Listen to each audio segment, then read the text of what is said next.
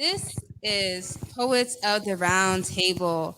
We are an hour late thanks to technical difficulties. We love every last one of you that are tuning in. Thank you to Miss Mary and Miss Peaches for being on time and so patient with this entire process. Ladies, I am giving you Absolutely. hugs Thank and, you. and Yes, like I'm from France. Okay. I'm Oh, feeling good. that. To my left, which would be to you guys, is right. We got Miss Jasmine, acid eating monster, the outlaw, with me. We got What? T'Challa over here to my right. This Mhm. is dope, all the way from Hartford as well. We got my Peaches from Hartford. And we got Miss Mary, can you tell us where you're from? I am currently living in Indiana. Wow, All the way from Indiana. Yes, ma'am. that's what's up. I am Lady Obsidian Rain, and out in the audience we have D True Poetry. D, say hi. Hello there. I'm out here manning the audience real quick, but I'm here. How y'all doing? Good, Oh, good. Good, no. good. So this is an interactive, conversation. We're all going to be talking about womanhood, motherhood, and freedom this evening, and we're also going to have some audience, participate. We conversate. We're going to share poetry. If anything piques your interest by a word or part of the conversation that speaks to you, and you got a poem, speak it because your words are important. And this conversation is important. So I will start off with asking. My name is Mary. I'm going to start with you. Coming from the farthest in Miss Indiana, what is Yes, womanhood ma'am. for you? What is woman? Wait, you got cut off a little bit. What is womanhood for you? Womanhood for me is strength, empowering, inspiring. Um, yeah, that's womanhood for me. It's not just being a mother, but how you embrace others. Maybe because I am a mother, I have that instinct where I just nurture, want to nurture people, love on them. I don't know. That's what motherhood is for me. Miss Peaches, how about you? Womanhood. Um, you have. I mean, we're born with certain abilities when you're a woman. You're born with the ability to have children, bear children. You're born with the ability to have, you know, and gain knowledge, look at the world in a totally different way. We are encouraged to have feelings and talk about our feelings. And womanhood is just that, it's just being able to live in this body, Right. in this, you know, in this reading this female vessel that can do almost anything.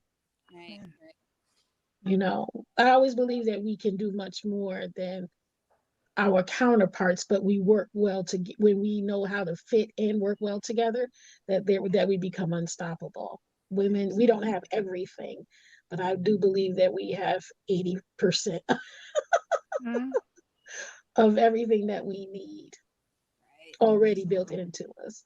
amen. It actually makes me think of there's a video that was circulating where guys were testing this device that's supposed to simulate having like cramps and stuff like Yeah, or contractions. Yeah, right? Yes. They and they could couldn't deal with it. take it. No, they couldn't deal with it.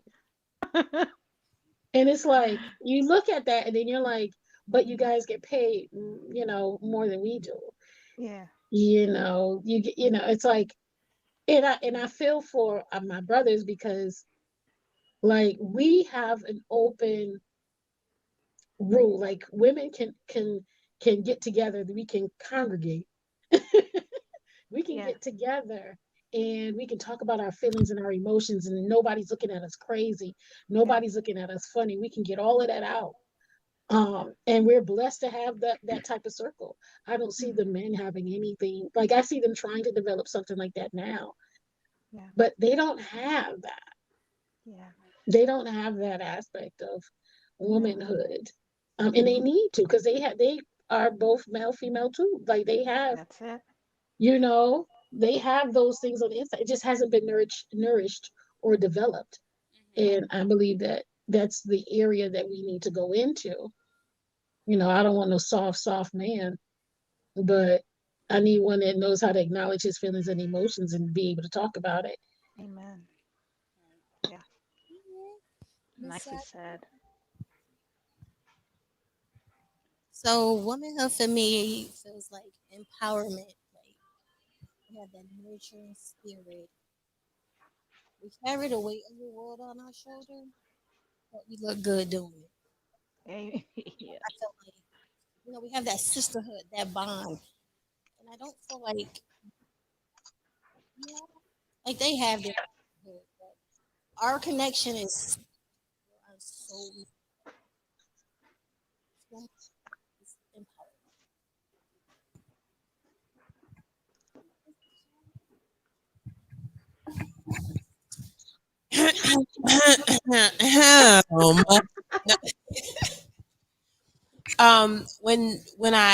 When you ask me to look at the word womanhood, I see two parts.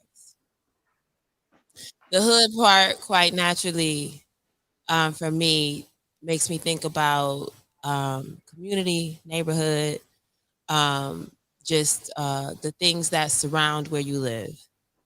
And when I look at woman, I think about the journey to get to say woman. Because you start off and you're a baby, then you're an infant, you're a toddler, then you're a child or a kid, girl, teenager, trifling, little heifer, hot, fast, piss tail, you know. And then you get to be a young adult and you might be crazy, you don't listen, you talk too much, you're in the streets too much, ripping and running, and then you can rent a car and not have insurance. And once you hit that 25, you start to have a different understanding of life because you've gotten through some journeys, you've experienced some things. So when I think of womanhood, I think about a woman who has arrived to a place of understanding about who she is and where she is and where she's trying to go. A girl is not going to know that. A teenager is not going to know that. A young adult is not going to know that. But when you start to say you are woman and you digging on womanhood, then you talking about grown people shit. And not Right. just grown because you legal, but grown because you have matured and your understanding has evolved and you've gained some wisdom. Hmm. So I'm gonna turn it over to the audience real quick. D. Hello there. So it's always something to Chala because so deep. You know what? I got two words for y'all. I'm like, I'm gonna add to that, and then no, but for real, womanhood to me because of the women that came before me and the women that womanhood just means power, right?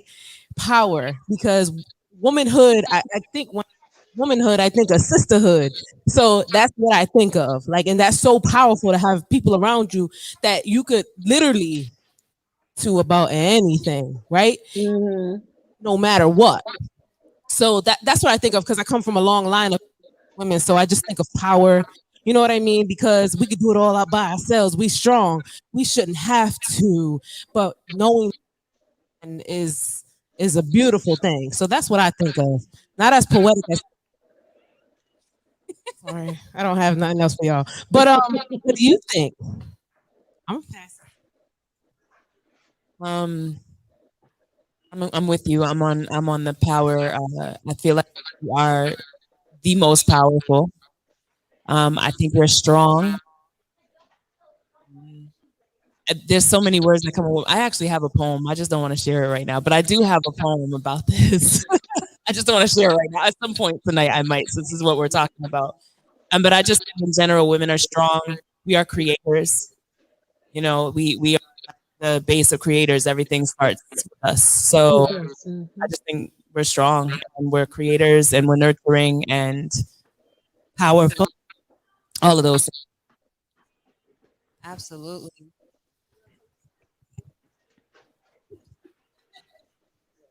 Um, I think for me, when I think of womanhood, um, like everyone met, spoke on, I think of power, strength, resilience. These are the words that come to mind because for the examples that I have in my life, the women that are in my life, they're all of those things and more. So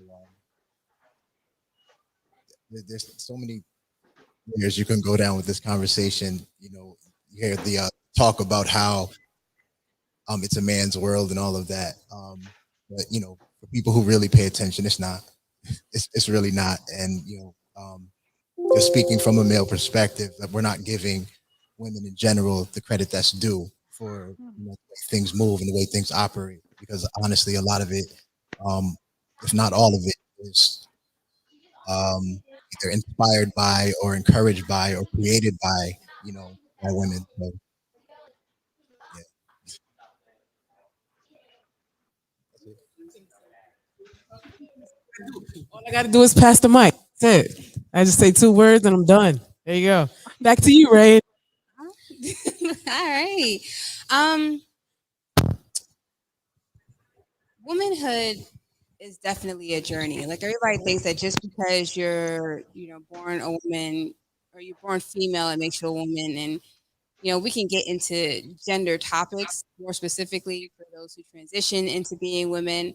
Um, but there's so much more than just like our genetic makeup. It's what we really stand for, the trials and tribulations that we go through, and still carry on with resilience, and still carry on with like that sense of power. And like I did write this poem, and I remember like watching this video for the first time. It's called Half the Sky, and I've shared this piece before. I'm gonna share it with you guys, but it's called First for the Comfortable, and it really made me think about women in not just like for myself, but like on a global scale. Things that we deal with here is not necessarily what other women are dealing with in different parts of the world. And so this poem was born. I am first world comfortable. I haven't been sold into sex slavery at the age of 3, but I lack boundaries. I haven't lost my eye because I refused to sleep with clients that knew I was a child, but I've been blinded. I bite my tongue. I accept the mistreatment and wallow in my shallow pool, as if there aren't women around the world to endure my plight times over. They're still enduring. They're still being exploited, forced to work in conditions for our cheaper prices. I am first world comfortable. I have all these bills to pay, a grand a month at least, when there are women that will probably never see a grand in their lifetime. And I don't know what makes me angrier, my feeling of helplessness or my declining hopelessness. I am not brave enough to be homeless so that I can attempt to make a difference. I am not reckless enough to show my children that I can or can't make a change. I am first world comfortable. I complain that minimum wage isn't enough to pay my bills and have access to enjoy the finer things, while simultaneously there's a young girl disgraced by rape, left to fend for herself in a society that uses women's bodies as commodity. I am a parody. Compared to these women, we are all created the same way, but we are not treated equally. We are morally poor, whether third world or celebrity. Individuals wrap more in their own suffering to acknowledge we suffer collectively. But who am Mhm. I to speak of tragedy? I'm just a first world fantasy to a girl living in a society of calamity, and I can't help but wonder if it bothers you the way it bothers me, and why isn't anything changing? That is definitely inspired by real life stories.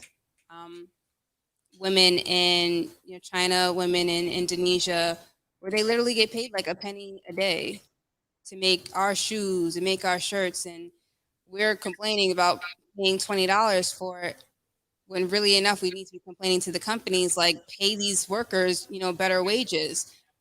You know, You guys are worried about like the production costs, the shipping costs, making sure that your company has a bottom line cost. So you charge us more, but you pay them nothing. Women are resilient because we make the babies, we raise the babies, we nurture the babies, and we still got to deal with the backlash from everything else in society. So, right? um, we got some audience talking about they don't want no problems. Look, if Tupac was still here, I wonder what he would still say. You know. Um, so with womanhood, like I know we have somebody in the audience who has a poem that they don't want to share yet. Do we have any other poems? I have a poem, and I'm not going after T'Challa, so I'm gonna beat her to her notebook real quick. I love you, boo.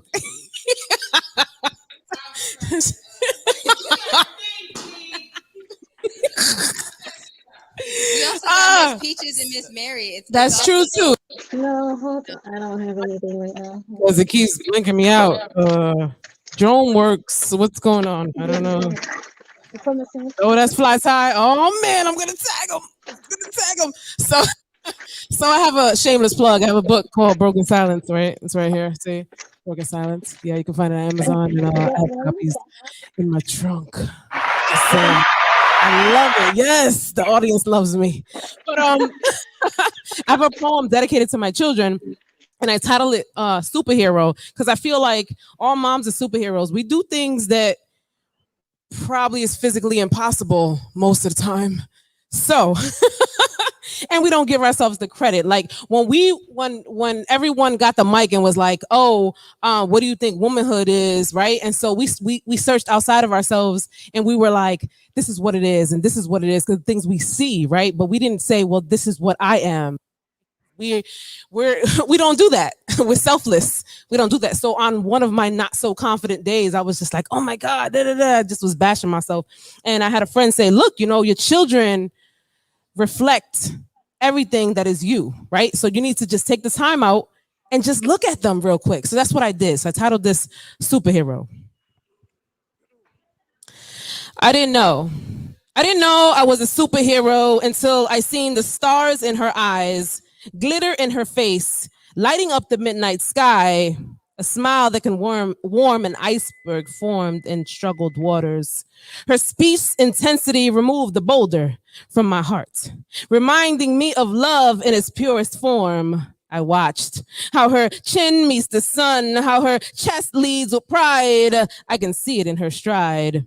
She's my kryptonite, but my strength at the same time. I didn't know I was a superhero, but surely she learned this from someone. So I watched, looking a little closer with no interruptions, no blinking. I even held my breath a little bit. Felt like time stood still. I stood still, only to see the beauty that surrounds her. How the sun rises and sets at her feet, and how the earth curves to cradle her steps. How the wind softly whispers ancestral hymns. Surely she's been here before. But she looks to me with hopeful eyes. I don't see what she sees in me. She embraces me with the sweetness of her aura. I'm a Shiro, but somehow she saves me daily.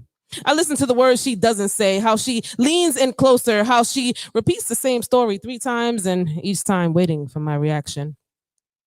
I watched how my words affect her mood, how her body spoke in posture, how she still needs me to complete a task, how being my baby won't last. So I stoop right in and save the day.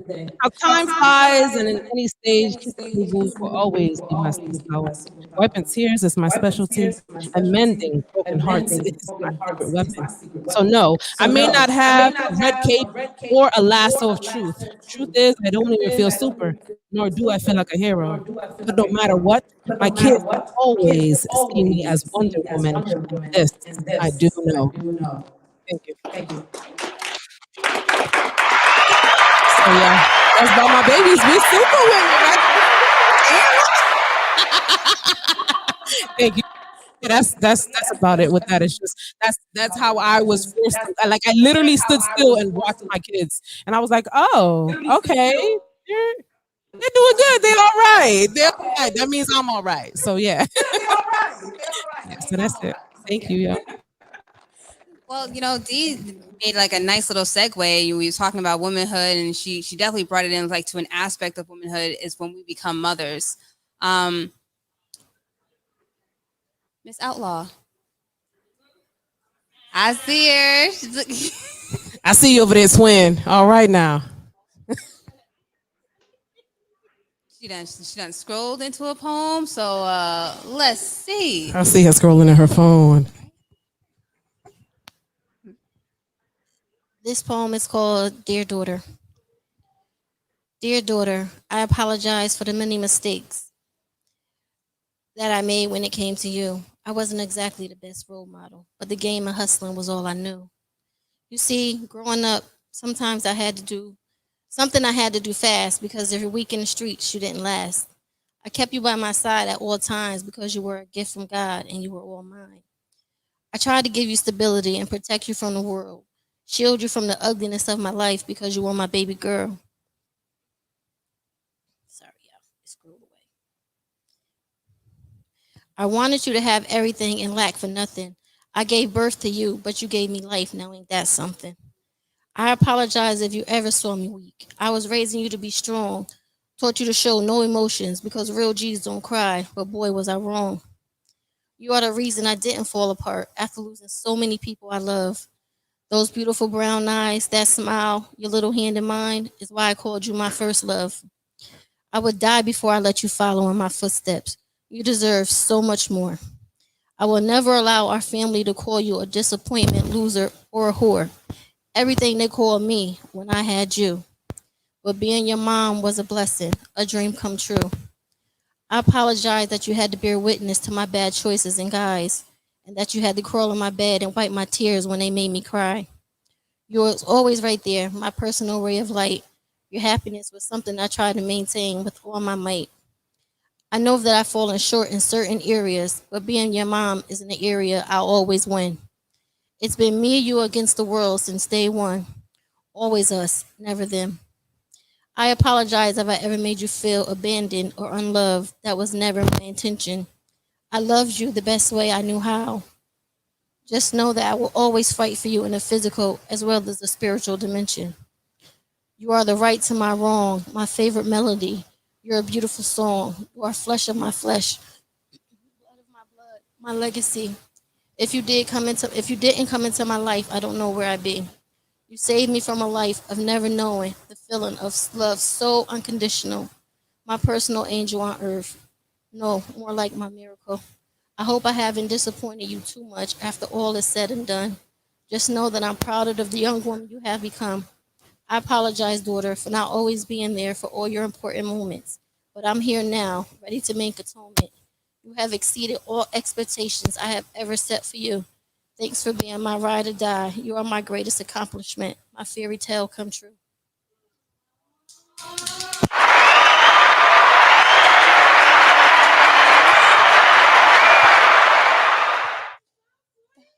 That was beautiful. Oh, yes.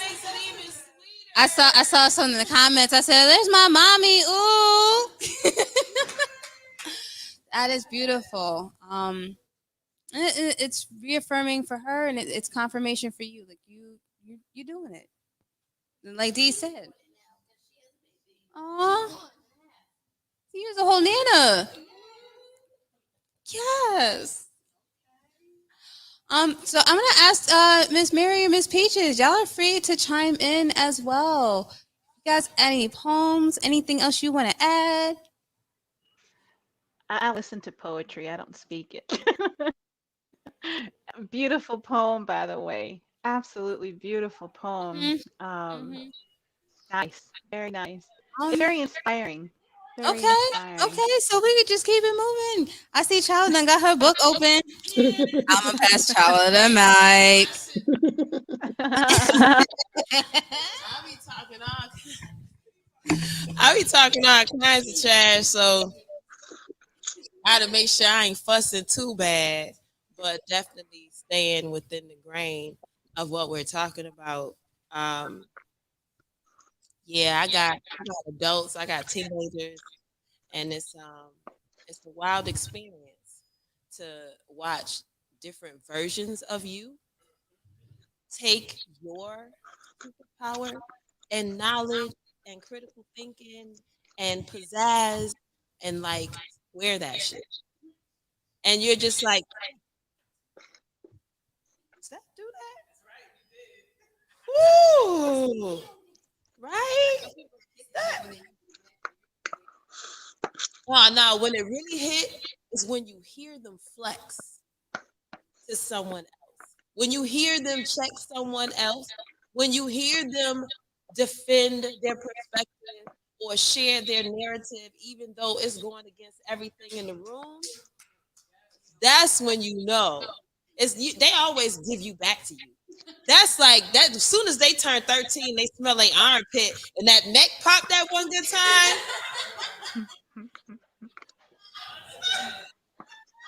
Everybody laughing, got daughters. Mhm. See, y'all already know. Y'all already know. And you look at that heifer, and you mad, but you like, but that's me though. How she gon' just go to your room? I gotta think about how I'm gonna approach this. But the piece I wanted to share is called Fight or Flight. The whole world try to fight me. Sometimes subtly, others it straight try to jump me. I ain't no chump, so I'ma always stand up. Attempts to break down my psyche, hype me, but gas be poison envy. Growth breeds jealousy, competition the meal preferred when we should be collaborating appetizers, but you not hungry. At least not for success. Rather be caught up in some mess. So stuck in comfort's conformity, dysfunction becomes the norm. So when I come along, you think something wrong. I'm fighting the world, only to come home to petty arguments, unresolved grudges, and family secrets that got a life in a chokehold. What comes first? The world, the community, or me? What will your focus be? I am present everywhere. So before I can care, I gotta be free. Free of hurt, birthed, pain, bequeathed, and trauma that real love unsheaths. Free to be accountably me. Stand in my truth without apology. Fortify my boundaries relentlessly. Liberated in my authenticity, I accept me and acknowledge my flaws. So all the gossip and negative words can't hurt me, y'all. My acceptance is my superpower. And in this power hour, energy within me be synergy. Truth is blinding. Can't you see? Darkness can't penetrate light. In my plight to walk upright, I am relaxed. So why you uptight? What do you see not coming out right? Never mind. Don't need your doubt trying to dim my light. I'm winning in the light. Fighting for you in your darkness. That's how the community piece starts. Help to the yelp. Understanding pain felt and knowing love enough not to allow people to make the mistakes you have conquered. Wisdom should always be offered, not coffered. You don't learn to play ignorant. Knowledge becomes wisdom when you apply it. Activate your shit or go your ass on and forfeit. But quit this interim business and get down to it. I'm a black woman, elegant royalty. The whole world try to fight me, but I ain't no chump. I will forever stand up, trust and believe. I ain't no shoo-in. So what the fuck are we doing?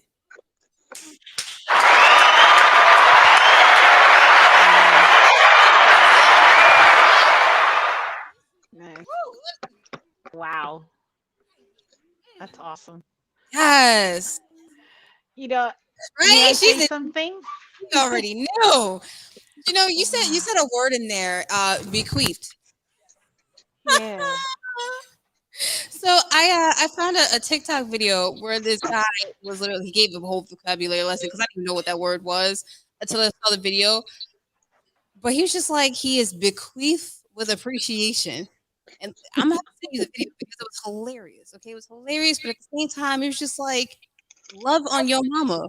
Okay, love your mama, and it just you added the word, and then I was like, "Yep, mm-hmm."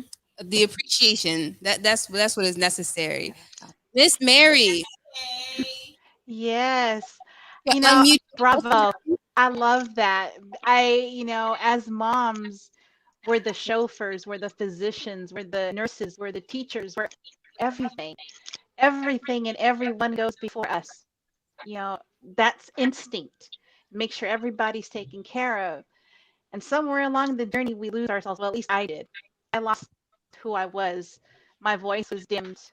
My light was dimmed as well. You begin to lose your own identity, or at least I did. Um, Making sure everybody was good, everybody was happy, everybody had what they need, and we kind of put ourselves on the back burner. And to some extent, that's okay, but we still have to understand what our identity is. What is self? You know, we lose so much of ourselves in others, and we begin to, at least I did, affirmations and validations from others instead of myself. And on my journey, I discovered my voice again. My light turned back on, and I began to put myself first, selflessly. Learning to do that was difficult. I'm a giver, and it's hard to give to myself. But once you begin to do that, you begin to see life through a whole new set of lenses. You begin to set boundaries and priorities and standards, and learning about self and learning to love self it was critical for me.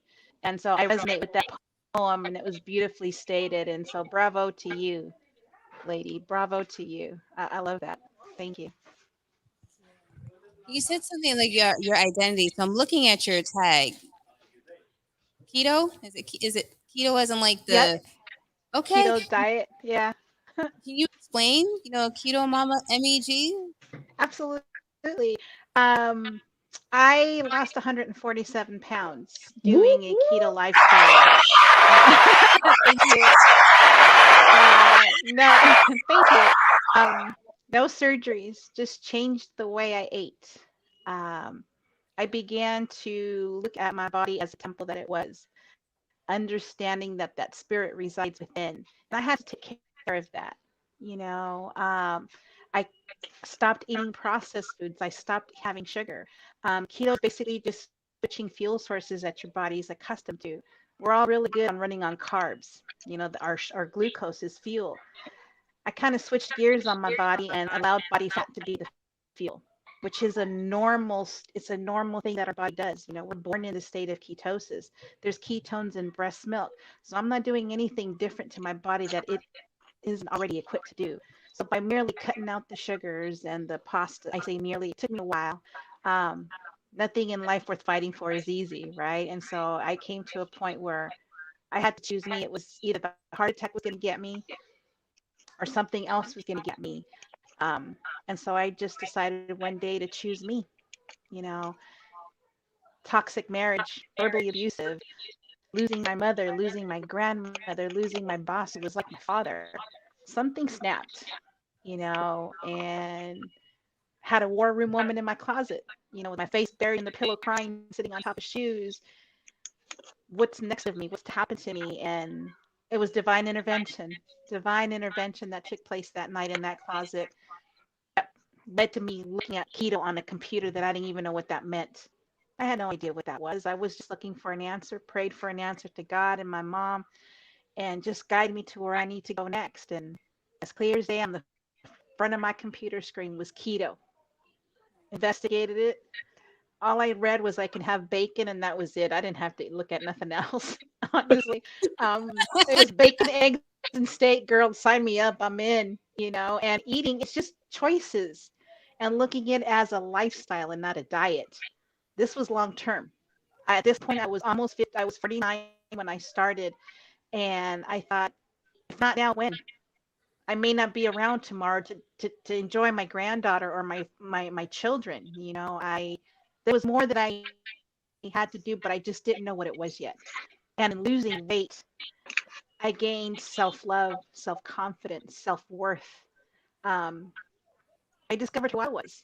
and in the process found out I had a purpose and I had a calling. I understood that I was worthy. I was worthy. So in losing all that weight, I gained so much more. But yeah, Beautiful. That's thank beautiful. you. Yes, you That's are. You beautiful. Thank you. there's something that you said in there is so pinnacle for me. It's like you lost yourself. Hmm. There's toxicity that was Oh involved. shoot, sorry. I um got so excited. um Yeah. which then brings like up another question for each of you. Where do you where for you do you think you became lost? Hmm. What was your like your relationship with your mom growing up? I can answer if I may. Um, I didn't really have. I really wasn't close to my mother. You know, um, in our home, the way we were raised, you don't ask questions. You do as you're told. Um, you don't question your parent. You know, you don't. You only know what you know.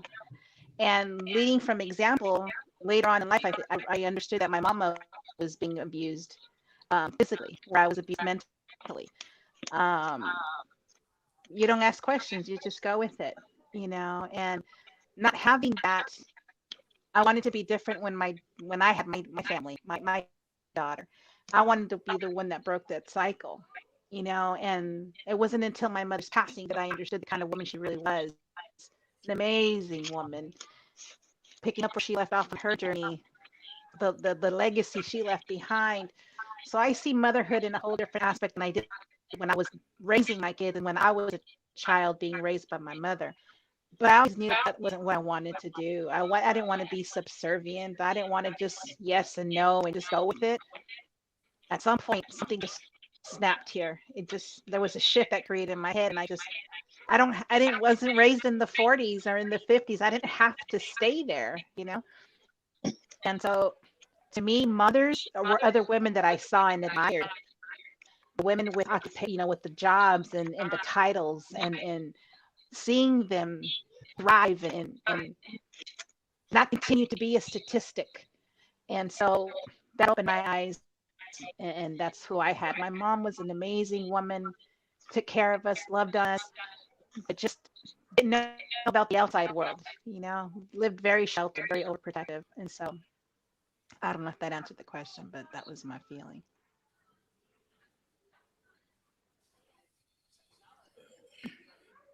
I didn't really hear the question. Can you say it again? I did. I had to breathe for a minute because roses really smell like boo boo. Okay.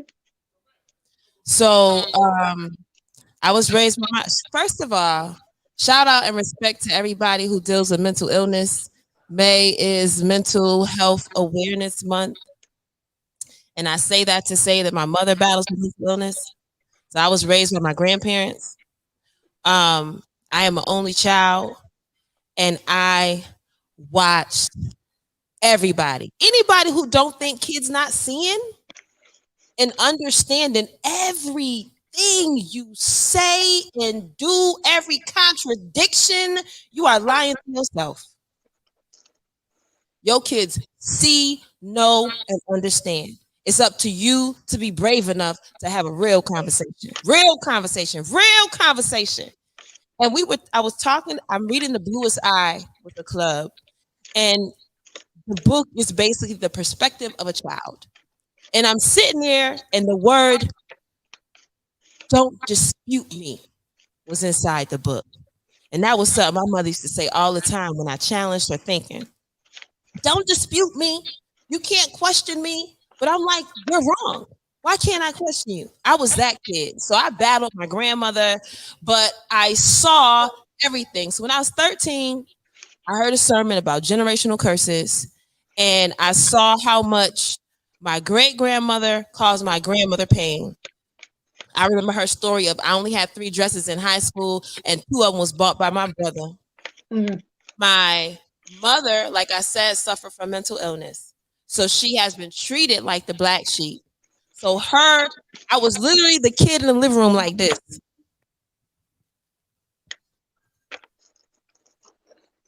Then I gotta go calm my grandma tears. It's all right, grandma. You know I love you. This is where I need to be. I'm not trying to go be with her. Then go calm my mama tears. Look, I know she a big bully sometimes, but just everything will be okay. Get yourself together, and everything will be all right. So when you start to talk about these relationships, and are we having conversations? Mine was shitty. Mm. I still love my mama. Love her to. I am the caretaker of my grandmother. She 84. She got dementia. She want to fight all the time. But when I heard that sermon at 13, not me and my daughters, I'm not going to tell them don't dispute me. I'm not going to tell them you fast. Don't move fast. Why you talking to all them boys? Why can't you Mhm. just sit down? Pull your skirt down. Cover your Mhm. shoulders. Women don't Mhm. show their elbows. Don't wear no red lipstick. Take off that red nail polish. All of those things that tie us to relationships with men. You giving me all this misinformation. Now I'm running from who I should be running to. I don't know how to talk to him because I don't know how to talk to you, and the elders don't talk to us about marriage. About nothing. We just watch them live lies and think that's the Mhm. way we're supposed to live and perpetuate the Right. bullshit. So 13, I was like, yeah, nah, y'all not right. Y'all holding something. Y'all been abused, but you don't want to have that conversation. So I'm gonna have that conversation with mine. Mhm. And I have six. So I had three boys and three girls. Now I can't be sexist. I can't be like, oh, I have to protect the virginity of my daughters. No, I have to protect the virginity of my daughters and the virginity of my sons because women are predators. That's right. First person to molest me was a woman. Mhm. Are we going to talk about it? Mhm. Okay, because this womanhood, right? So we talking about the journey that we go through. We are pursued by family members. Mhm. Nobody want to talk about it, but we want to celebrate Mother's Day. Not everybody relationship is roses. There's damage, there's pain, there is unresolved issues. We have to have conversations. That's where the hood come in. Real conversations. So when you start talking about strength, every time somebody say strength, to me is vulnerability. Can you be transparent? Can I come here and talk with y'all and really talk with y'all? Because people are healing from Mother's Day. Some are celebrating. I celebrated, but I was hurting because my mama forgot to call me. I'm her only child. And I'm living with her mother who has dementia. And I got her grandchildren. This your family. You ain't got a brother to call because he's gone. She ain't call me. I still love her, but she keep reminding me to make sure I break all the curses and allow my children to have conversations with me. That apology is some real shit. I had to become an adult before I got an apology from my mama. Because if she apologized, why am I apologizing to a child? I have to apologize to you. I'm the mama. She used to say that to me all the time. I'm the mama. You talking to me like I'm a child. I'm the mama. But I kept doing mama stuff in my youth with my mother. So it's a journey, but there's an ability to heal and become whole through all the pain if we allow ourselves to be vulnerable enough to be transparent. Like you can't be scared to talk about it. I can't be scared to talk about it because our liberty is tied to somebody else's liberty. Our ability to come sit at this table and share words. You know how many kids don't have a voice right now? Ain't nobody listen to them. Don't think that they know what they talking about. They know they can't breathe. But mama say keep running. Mama, I think I know. I gotta go to a doctor. No, I can't take you. I ain't got time to take you. I got 2 jobs. I got to work. I ain't got no car. I can't take off. I don't have the benefits. You don't. Ain't nothing wrong with you. But that child got asthma. It's little stuff. You don't want to pay attention. You don't want to have a conversation with that 13-year-old boy because he growing and he getting on your nerves. But the lady downstairs keep messing with him. She buying him shit. You happy because you ain't got to buy for it, but what's the cost for the boy? We in womanhood. We as women got to start talking about the shit that's impacting us. I got to talk about what's impacting me. What's the reason for me having to put this shit on paper? Why it got to be spicy all the time? Because somebody keep lying to us. Grandma can't remember, so she can't tell the tale. All right, I got you. We're going to talk about it. But we strong, right? In all our strength. Womanhood. I'm like,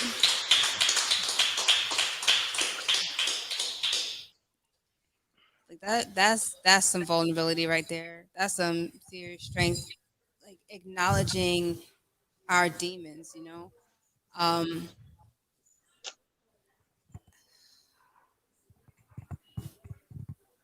my relationship with my mom is it's like she's my mother.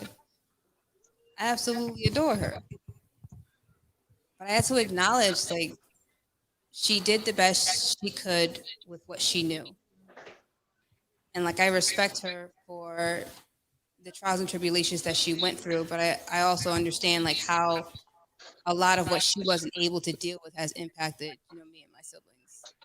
Um, as the oldest on my mom's side, like I grew up pretty quickly. I had to help kind of take care of things and take care of my siblings, and it like the series of events that have unfolded in my life has always kind of like put me in this place where I just felt like emotionally abandoned, right? Mhm. Um, and I don't fault my parents for it. It's like, okay, I understand.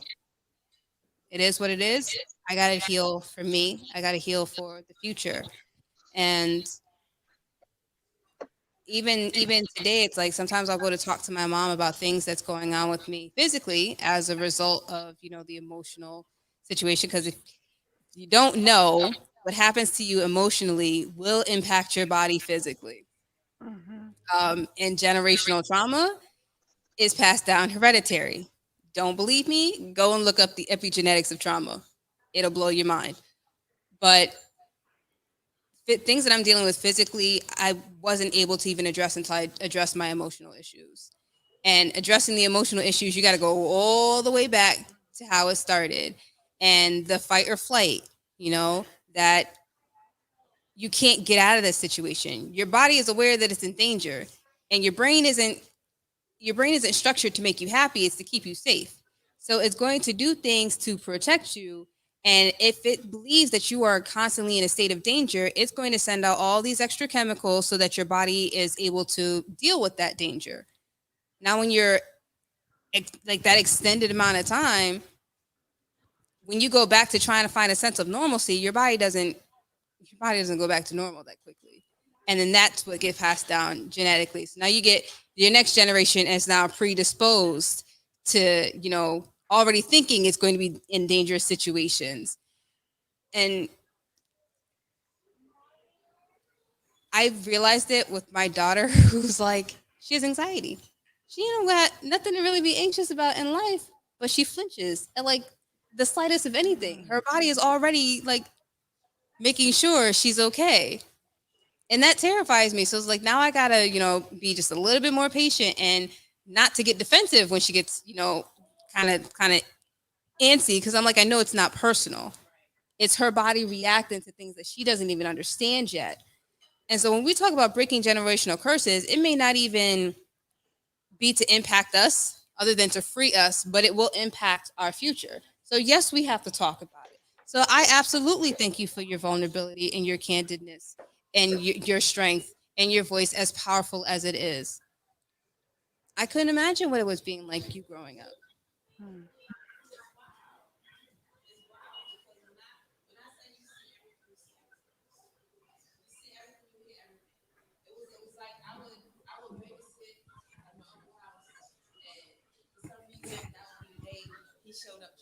I think that what That's why Tashana was saying was I amazing. don't like thuds, Hmm. like loud noises in the distance. They still bother me. It, it just, I don't like it. I don't like to hear men argue. I can hear women argue all day, but I know men need the violence because somebody's gonna be tired of talking and they're gonna shut you up. At least in my house, they do. My family do. You keep talking, okay, I don't want to talk no more. Obviously, you stuck, so let me unstick you, or I'm gonna stick you. I mean, it, Yeah, so you. you get Hmm. accustomed, and then Yeah. you have to try to find out how to turn that off.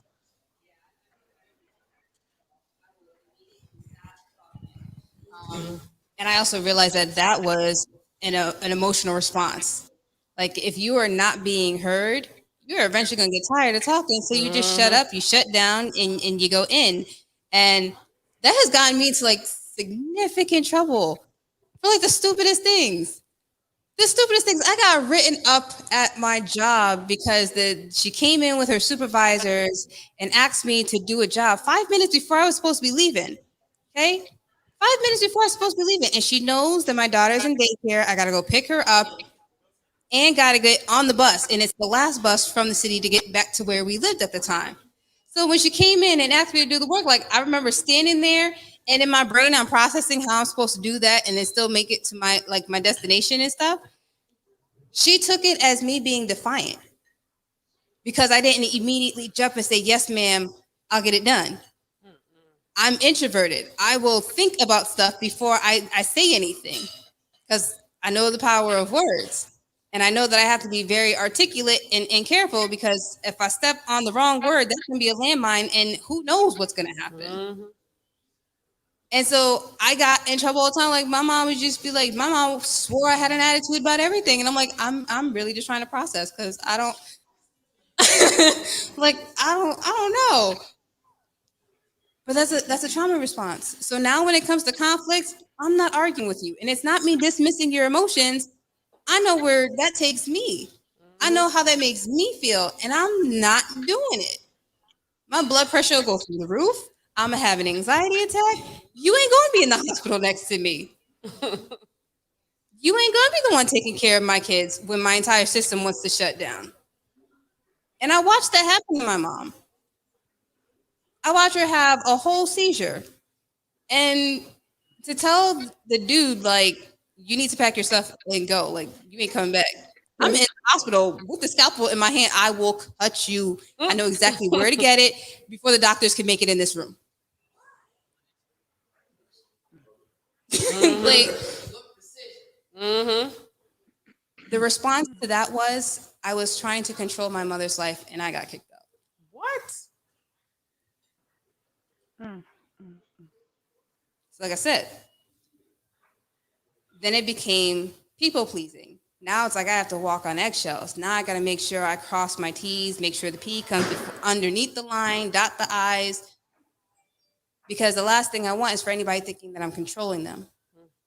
The last thing that I want is for anybody to think that I'm manipulative or anything. So I just stay in my own world. Like my best friend gets highly upset at me because I will straight disappear on people. I'm dealing with too much. I ain't gonna bother y'all with my nonsense. I'm gonna go in. And for a long time, I really started thinking like, and she knows this because I had like the whole conversation. I started wondering if I was like narcissistic, so I started researching. Mm. I was like, I'm not devaluing anybody, but I disappear on people real quick. What is that? Is that a discard? No. Right. I'm like, I don't gaslight people. I just don't like conflict. And I realized like it's just a personality trait. I'm a whole INFJ. I'm sorry. So I am appreciative to my best friend because she still stuck it out with me. She's like, I know what your pattern is. You have a good heart, like you've never done anything to hurt anybody. And so if people are continuously taking everything personally, that's on them. I can't control that. I can control me. And that's part of the healing. Like we have to heal for ourselves. We can't heal for another person. And like I'm a spiritual person. I read my Bible. He said the sins of the father will not befall the sins of the son if the son makes the corrections on his own, right? I can't change my parents. I love them to death. They are still responsible for themselves. You gotta change them generational curses. Right. Because you know I be working on that. Right. Because I gotta go with T'Challa. Like an apology is not something we got. And so my inner child, so when my kids are getting on my damn nerves, and they do deserve an apology because I overreacted for whatever reason, I'm like, I'm fighting with myself because I know I should, but I don't want to. My inner child said, it's our turn. We had to shut up. We couldn't talk. It's what I say. No, because I said so. So it's like my inner child's like, it's our turn. It's because we said so. We're right. You don't got to apologize. But then I see my baby's face and I'm like, I gotta apologize because that was wrong. I don't even, you know what I mean? And I got to, and I remember one time I called Rain and I'm like, yo, like I apologize. But then she started talking and she messed it up. Like I was, it took me 2 days, man. It took me 2 days and you're gonna mess it up. Like what? She was like, well, about to say something, I'm gonna take it all back. She was like, well, you shouldn't have. See, don't start with that, because I shouldn't even be apologizing. Like my inner child was like, this, I told you, you shouldn't apologize. She don't appreciate it. But I'm one step further than my mama because she didn't apologize. You know what I'm saying? And so that's a step further. And I let my kids be verbal as much as I want to be like, shut up. That don't even make sense. What? I experienced more than that. I'm fine. I'm just fine. It's just dishes. You know what I mean? So that's why I'm just like, but I'm working on me. And I did apologize, and I do apologize multiple times. So I do feel you on that part because with my mother, she loved hard, but she had her own situation going on. So we know she loved us, but it was like that abandonment of emotional abandonment because she loved on us. But she had her own stuff going. Yeah, it's in my book, shameless plug. It's in my book, right? And I tell my story. And my mother, late in life, she got hooked on drugs, and then she had an abusive relationship. And but in the beginning, it wasn't like that. But like what I remember, it was the traumatizing part. It was just like the abandonment and I love you, but I gotta go. So like I overdo it sometimes. I be loving on my kids a little too much, and I feel guilty for going to work, even though I spent 5 hours at home, and then I gotta go, and I'm just like, because it's my inner child. Like, no, you gotta love on them a little more because you didn't get it. You know what I'm saying? So we move a little further from that. But I wanted to elaborate on what you were saying and what you were saying, and also we have someone in the audience that would like to say something as well. Peaches said she wanted to say something. She was responding actually to T'Challa. Mm-hmm. And it kind of, I think Peaches was going to say something right after T'Challa was on the mic. Oh, okay. So I don't know if she still wants to say something. All right, then right after we'll have Ty chime in. If she's ready, I don't know. Well, you know what? I was just really I know she got off the screen for a little bit. Yeah, but right before that, she was trying to talk. Okay, yeah, of course. Can y'all hear me? Can you hear me? The whole virtual person thing. Yeah. Mm-hmm. Can y'all hear me? There we go. Okay, there she is. Okay. Can y'all hear me? I can't hear her. That's the thing. My mic is on. Are you muted, Mama? Oh, she is muted. No, she just muted herself. But I'm off mute now. Can you hear me? Yes. I can hear her a little bit, but I I hear her. We can't hear you. No, we can't hear you, Peaches. yeah. Okay, that's okay. Y'all can go ahead. Okay, I think she said go ahead. Go ahead until you figure it out. Okay. I can I'll pass I the can mic hear and her. then we'll figure that out. Yeah. Yeah, so listening to I was watching live on my way here. Got caught in Jersey, so I share like as a man, right? I was listening to the brother talk about how he honored women, right, and how they actually carry so much of the weight of this world on their shoulders, right? You know, but listening to sister up there talk about, her life experiences with her grandma and her mother, and how she want to break the generational curses.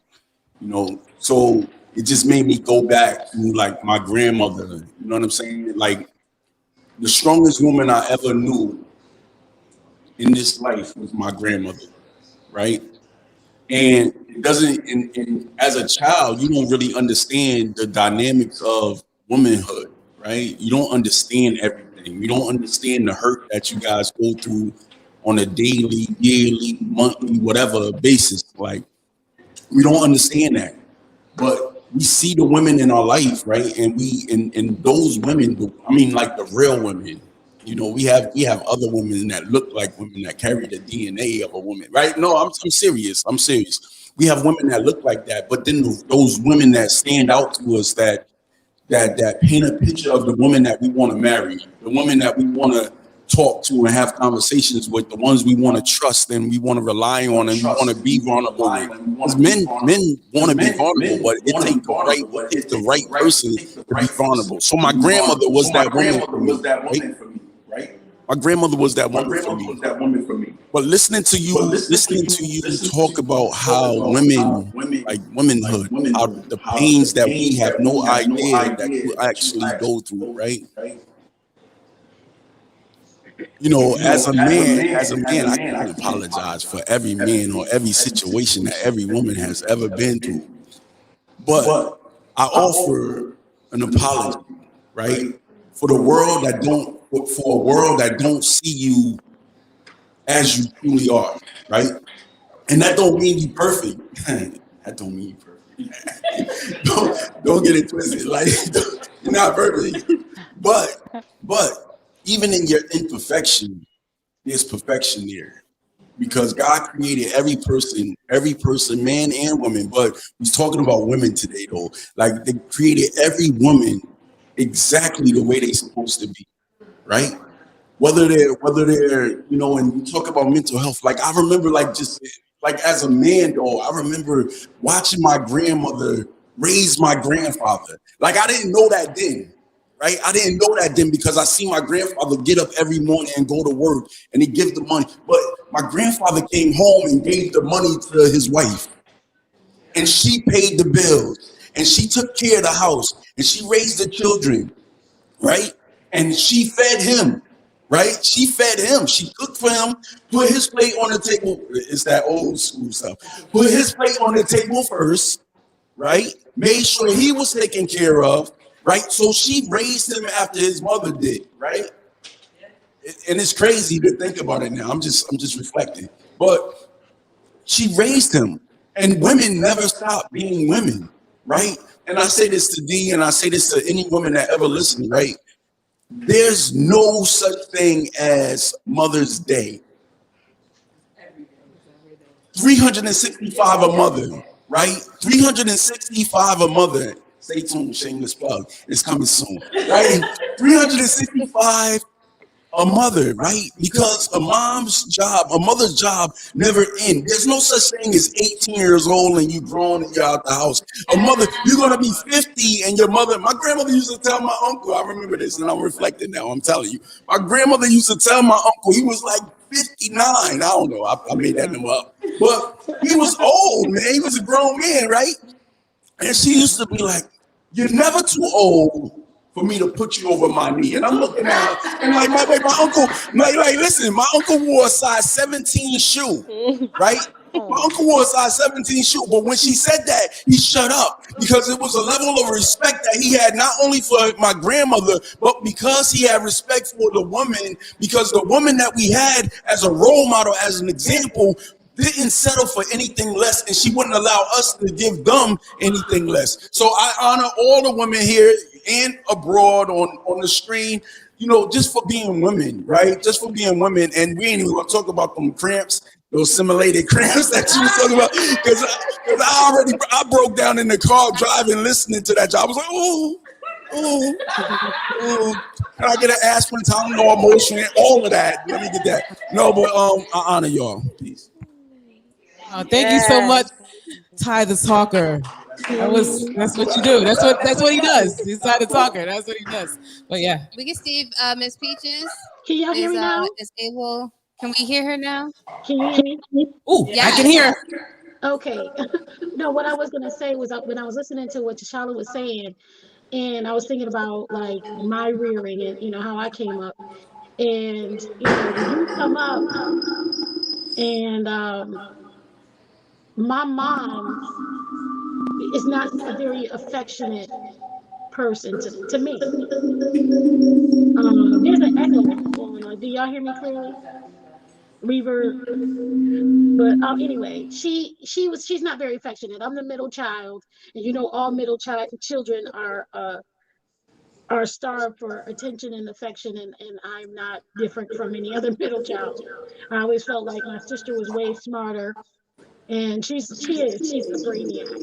And my brother, he's very charismatic, and he is, always was, into sports and everything. And then there was me, you know, this artsy, real flighty, really, young girl. But I grew up looking for attention and acceptance because I didn't get that at home.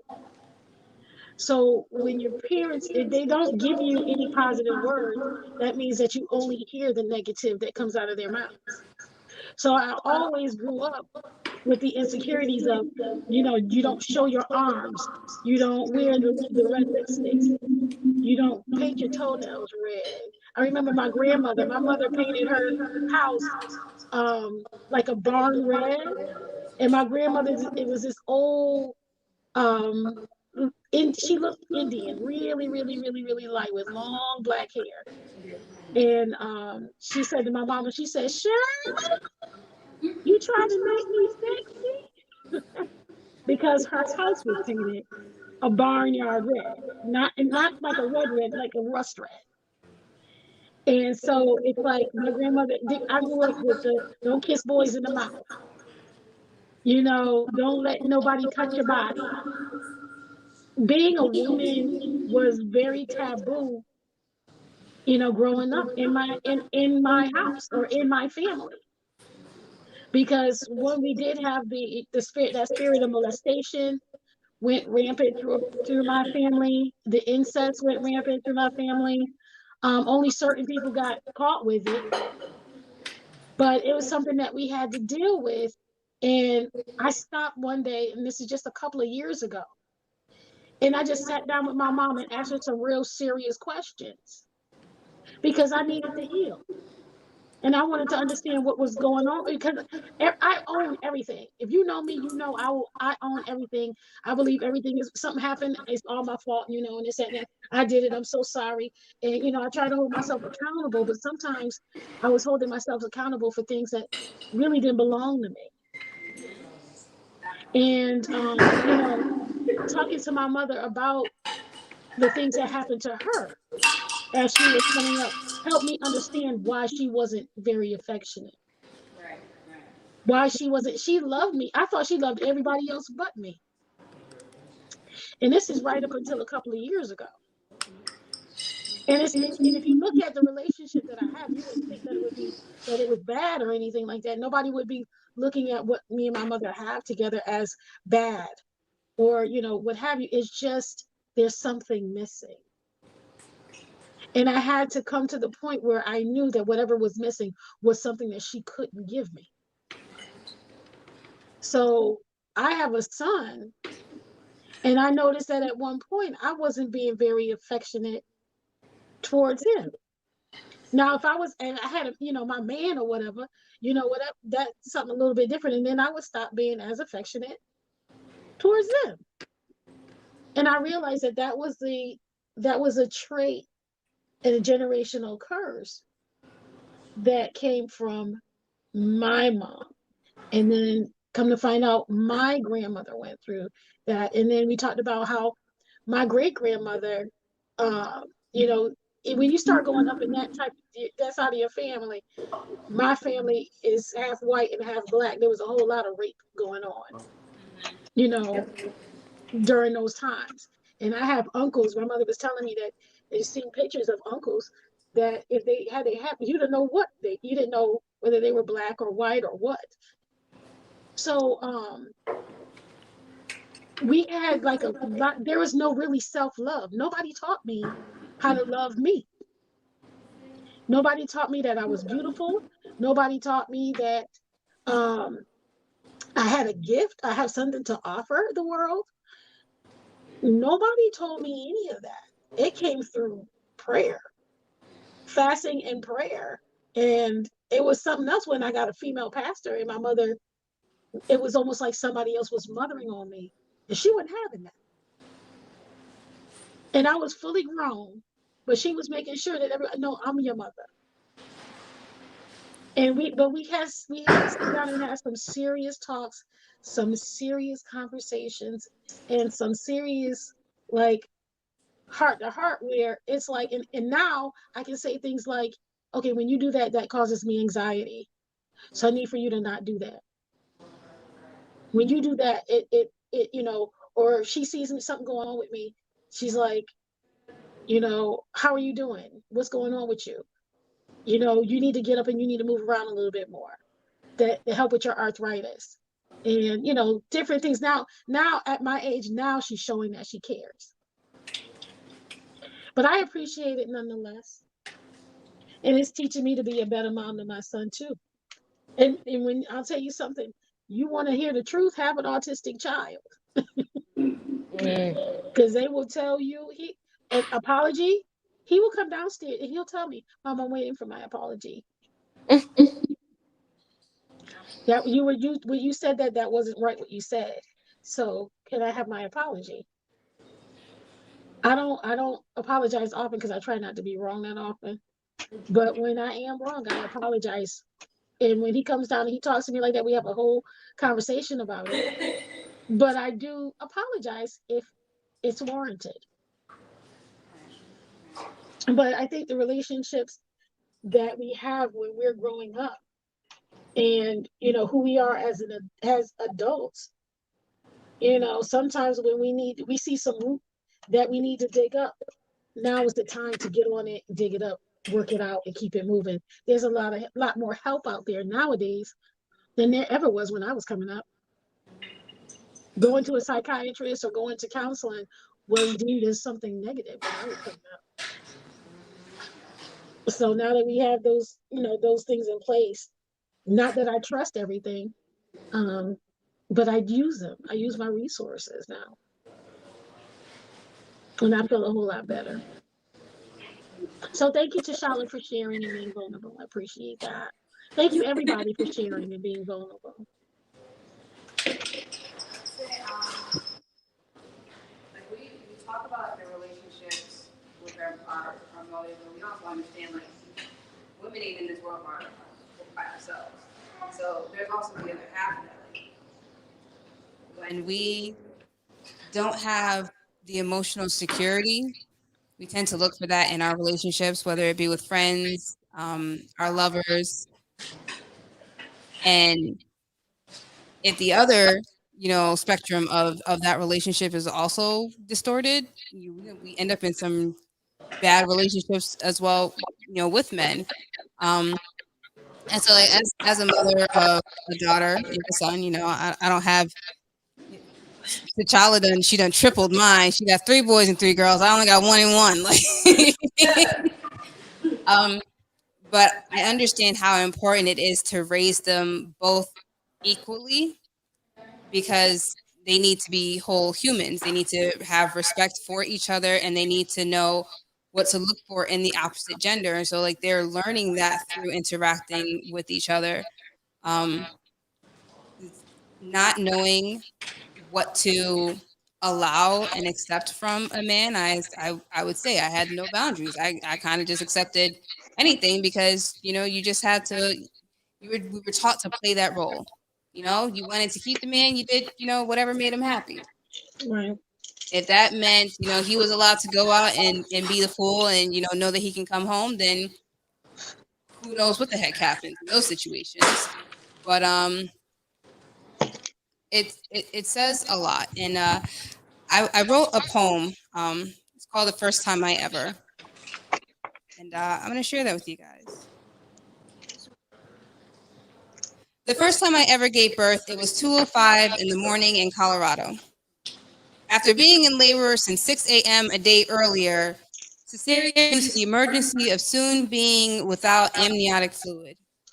Throughout the day, my body refused to let her out. I wonder if it was the unconscious fear of bringing her into the world. Didn't get to hold her until hours later. I knew she needed to be fed. So I fussed at a nurse, and then a shift change. The look of confusion of bringing an Asian-looking baby to a black mom. A hesitant, I need to check your ID tags, made me laugh out loud. The entrance of her blue-eyed blonde father helped it make sense. But why did it have to come to that? The first time I ever gave birth to a boy, he was 2 weeks late. Induced on a Friday, had to wait until Sunday, 12 hours apart from his father's father calling me. It seemed to all be planned out. At one point, the nurses couldn't register us on the screen, woke up to an oxygen mask and a team. It's almost time to push. I say he was waiting for the spirit to enter the room. 9:06 on a Sunday night, it was snowing in December. Just like on March 20th, when I found out I was pregnant. He had always been speaking in signs, telling me he is here for a reason. The first time I ever watched my children together, a warmth permeated my soul. Whatever the decision, I'm blessed with divine precision. They call me mom, an honor that surpasses all tribulations.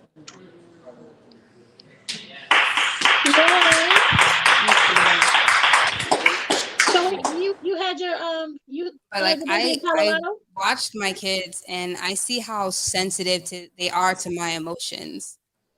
Like my daughter comes in multiple times a day, just like, "Mom, are you okay?" And I'm like, "I'm good, baby. Like, do what you got to do." Mhm. And then I wonder, like, what would have happened had I not had to do that? Like, go and check on my mom multiple times a day.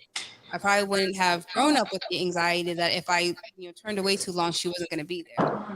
Mm. You know, my son is he has he has this thing now, and allergy season has been stupid. Okay, I can't stand this season, but his eyes are essentially swollen shut, and I'll never forget. Like we got home on Sunday, put him to bed. We had a great day. He was asleep, like without fussing. He went to sleep. And so I was like, okay, I had a bit of a moment. So I'm like, I'm in my room, I'm playing music, I'm trying to get myself back to, a good place. And I thought I heard crying and I kind of like just waved it off. I'm like, he's all right, he's asleep. And I looked at the clock and it said 12:11, which is his birthday. Wow. So I paused the music and sure enough, he's in his room screaming. And I got up and I went in there and his eyes are crusted over. He's freaking out because he can't see. And I immediately, I don't know why my brain functions like this, but immediately I thought of that scene in Ray where after he had gone blind and he's crying for his mom and she's just standing in the room and she's quiet because she has to remove herself so he can figure it out and not be overly reliant on her. And it's like, as much as we want to really over nurture our children because we may have, it's been lacking for us, sometimes we also have to let them stand out on their own so they develop their self-confidence. So that they're not overly dependent on us. They don't grow up with that anxiety that they can't figure things out in life. So they don't grow up with self-doubt and they can stand in themselves firm enough where they go out into the world where they're not going to let anybody else cast doubt on them either. And it's like I love watching them. I love this position that I've been given because there are many women who are trying and they can't.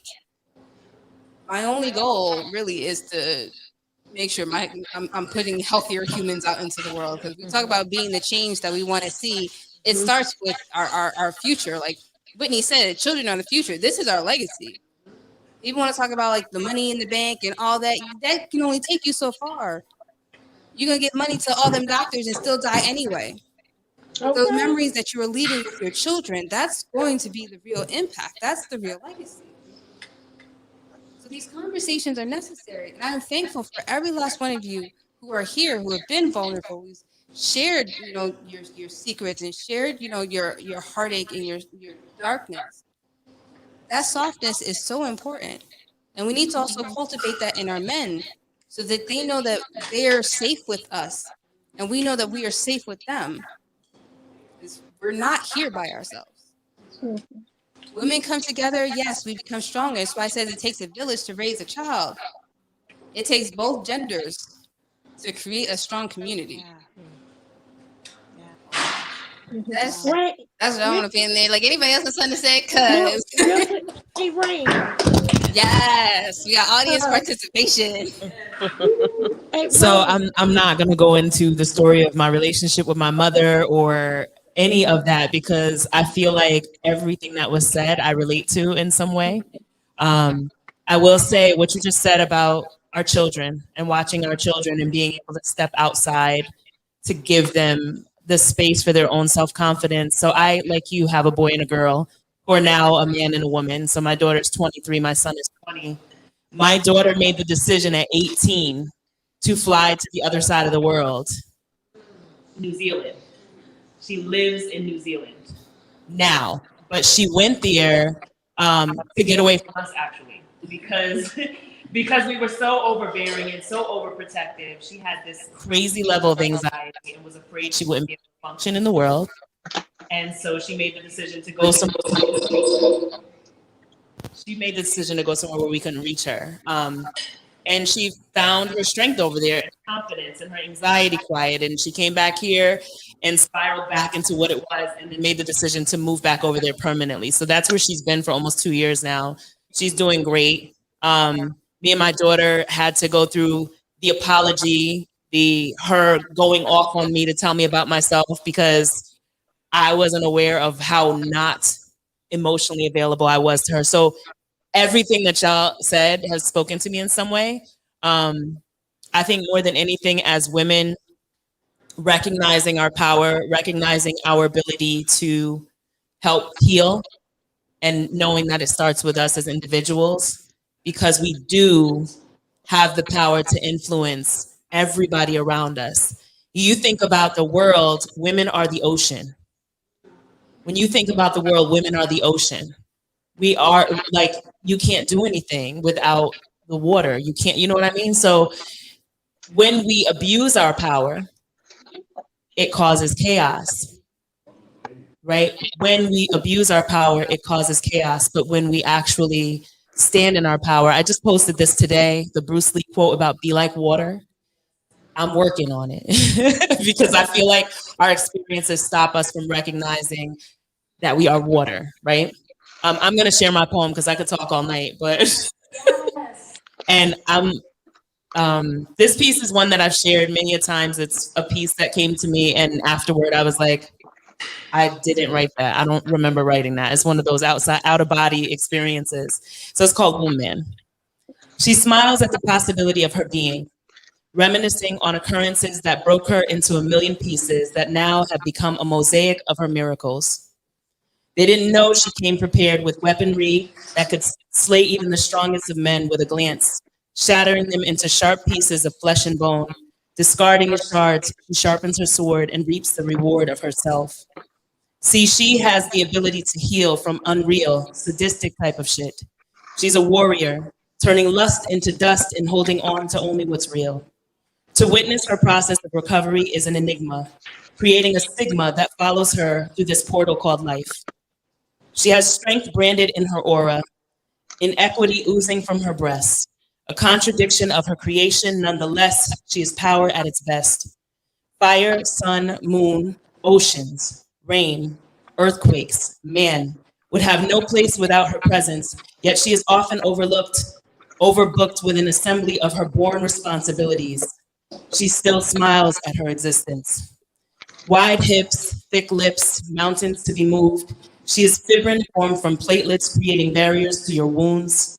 She spreads her galaxy to give birth to your flesh, your smiles, your ideas, your love, your existence. a montage of every woman before and after her. She is a masterpiece, creating masterpiece after masterpiece of her pieces, mending herself of her broken soul, warming your flesh from the bitter cold, admiring the mosaic of her miracles. Honor her. Yes. That was absolutely amazing.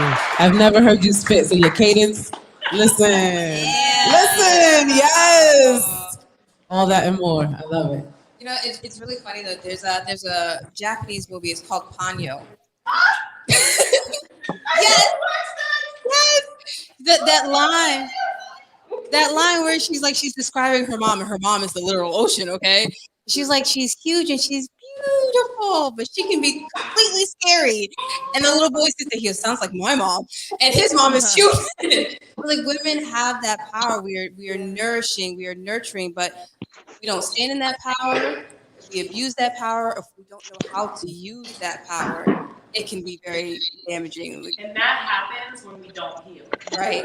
So developing the awareness of your trauma, what you've been through, and then the willingness to face it, because so many people, we're afraid of it. Nobody wants to relive the pain that they've been through, right? But when you recognize it, you have this awareness, and you realize you have the ability to heal it, which will then not only heal you, but it heals generations before and after you. Mm-hmm. It's a powerful thing, and it's a heavy responsibility, but it's necessary that somebody do it. You know, and if it has to be us, like I don't want my kids are Going to have their own experiences, right? They're going to have their own experiences. They're going to go through their own struggles, but I don't want them to have to repeat some of the things that I have had to experience. I sat in therapy with my mom last fall. And for the first time, I'll be 43 this year. For the first time, I said everything that I needed to say to my mom. I literally told her everything she wasn't there for. I was able, and she was ready to sit and listen because she wants to mend our relationship. We're not bonded. She sat there and she listened to me and she apologized to me for the first time. And literally then said to me, I could have read the same letter to my mother. So I relived her childhood. I relived her childhood. And we don't realize how we carry that, even carrying things from our grandparents and our great grandparents that we're not even aware of. So really, for all of us that are feeling things and avoiding it, it's the worst thing you can do, because when you avoid it, it manifests into more. Really, when you're feeling something, dissect it, feel it, honor it, process it, go through it. This is part of mental health. This is part of emotional health. This is part of healing. And it's part of a new world that needs to be created, because the way we've been doing it ain't working. And so right, that's it.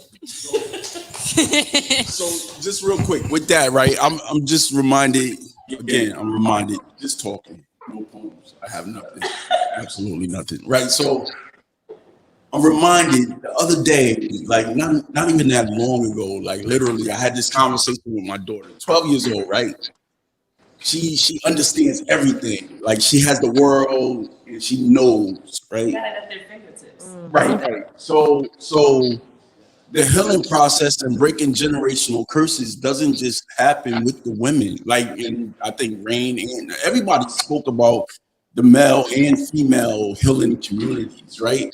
So my daughter go through this thing or whatever, she, and I'm like, and she tells me about it, but before she tells me, I'm like, I'm going in. I'm like, I'm dad mode, right? Dad mode is like, yo, you shouldn't have did this, don't do this. This is why you can't do this. Straight like that, right? And I'm going in. So I call a source, right? I called the source and I said, listen, source, listen, right? I just had this conversation with my daughter, right? I had this conversation with my daughter. Maybe I went too hard. I'm not sure. But by me asking the question, I already knew I probably went too hard. You just need confirmation. Like, maybe I went too hard. Maybe I didn't, right? So they was like, a little bit. So I said, I'm going to call and apologize. But I have to go, wait, hold up.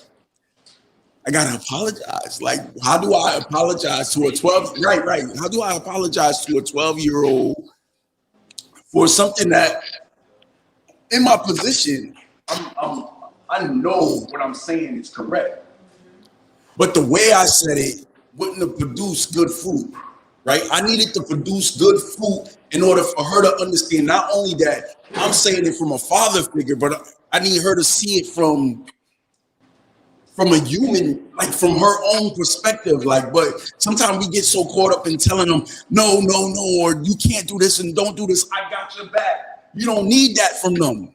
I got you. Your mother got you. We got you. Right? So I call and I talk to her. My daughter's name is Blessed. I said, Blessed, did I go hard? She was like, a little bit, Dad. Like 12 years old. She checking me. But I got a letter. Just a little bit. Went a little hard. Okay, where did I go hard at? And she like, I called you. I left a voice message. If I listened to my voice message, I would have knew the details to everything going on. But I jumped right into dad mode. But anyway, the moral of the story is, right? I had to call her and apologize. We take responsibility on our young girls. We take responsibility on them becoming and growing into healthy young women as well, right? So our apology is just as important as the mom's apology when they say or do something wrong, right? So I'm just checking myself, right? When you guys talk, right, you're not just speaking to women, right? You're speaking to humanity, to life. You're speaking life into, like, these are not new ideas and new thoughts. They're just being manifested, they're being said, and hopefully we walk away manifesting them. So the people that's around, like, I listen to them, I try to listen to them, and I try to apologize when necessary. I try to apologize when necessary. I don't over apologize because I'm still dad, right? And that don't mean what I say goes and that's it. But when I'm wrong, I gotta admit that I'm wrong. Hopefully, my apology leads her into becoming a better woman, right? A better Honestly, woman. there's a shift that's happening right now, and actually, an apology from a dad for a girl. I'm gonna tell you right now, an apology from a man for a girl is extremely important because the damage that most of the women in this room can attest to, most of the damage, though we have these wounds with our mothers, a lot of the damage that we have received has been from men. So when men can look at us and honor us and apologize to us, your 12-year-old daughter, that's something that's going to be really valuable to her later because she's from you, she's getting the example that she should not just stand for, like, if you as her father can come back to her and say, I apologize for the way I approached you, that sets a standard. And so now when men come at her sideways, she can like, wait a minute.